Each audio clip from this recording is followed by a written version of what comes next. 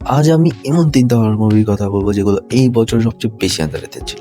কিন্তু মজার ব্যাপার হলো অডিয়েন্স রিভিউ ছিল একদম তাগড়া। আর এই মুভিগুলো ভালো পরিমাণেও ইনকাম করেছে। প্রথমটা হচ্ছে গুড বয়।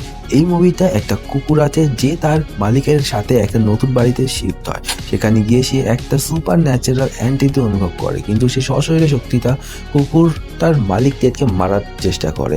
এখন এই কুকুরটা কিভাবে তার মালিককে বাঁচায় সেটাই পুরো মুভির গল্প। সেকেন্ড হচ্ছে ফাইভ নাইট অ্যাট ফ্রেডিস 2। এটি প্রথম মুভি ফাইভ নাইট অ্যাট ফ্রেডিসের সেকেন্ড পার্ট, যেটা 2025-এ আসছিল। প্রথম সিনেমার 1 বছর পরের কাহিনী এখানে দেখানো হয়েছে। মাইক আর ভ্যানেসা অ্যাবিকে ওই হন্টেড পিজারিয়ার ভয়ঙ্কর অতীত থেকে বাঁচানোর চেষ্টা করে, কিন্তু অ্যাবি তার অ্যানিমেটেড বন্ধুদের সাথে আবার দেখা করতে চায়। আর সেই কারণে সে আবার পুরোনো লোকেশনে ফিরে যায়। সেখানে গিয়ে আরও অনেক ডিপ সিক্রেট সামনে আসে। তারা প্রতিশোধ পরায়ণ ম্যারিওনের মুখোমুখি হয় আর প্রসেস টয় অ্যানিমেট্রনিকগুলোকে জাগিয়ে তোলে। এর ফলে তাদের আবার উইলিয়াম আফটনের থেকে যাওয়া অশুভ শক্তির সাথে লড়াই করতে হয় এবং পুরো হন্তে ঘটনার ভয়ঙ্কর সত্য বেরিয়ে আসে।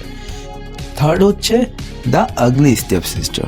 এটা সিন্ডারেলার একটা ডার্ক আর বডি হরর ভার্সন, যেখানে অলভিরা ফোকাস করা হয়েছে নিজের মায়ের লোভ আর সমাজের চাপ পড়ে অলভিয়ার প্রিন্স জুলিয়ানকে জেতার জন্য ভয়ঙ্কর কসমেটিক সার্জারি করে। ওজন কমানোর জন্য টেপওয়ার্ম নেয় আর স্লিপার ফিট করানোর জন্য নিজের পায়ের আঙ্গুল পর্যন্ত কেটে ফেলে। বাট শেষ পর্যন্ত এসবই তাকে ভয়ানকভাবে বিকৃত আর মানসিকভাবে পাগল করে তোলে। এই মুভিটা আসলে বিউটি স্ট্যান্ডার্ডের ওপর একটা ট্র্যাজিক আঘাত, যেখানে কুৎসিত বোনের পারফেক্ট হওয়ার নেশাই তাকে শেষ করে দেয় আর তার সুন্দর সৎ বোন অ্যাগনেস নিজের মতো করে স্বাধীন জীবন পেয়ে যায়। মুভিগুলোর নাম অ্যান্ড ডিটেলস আমি ক্যাপশনে দিয়ে দেবো, অবশ্যই দেখে নেবেন।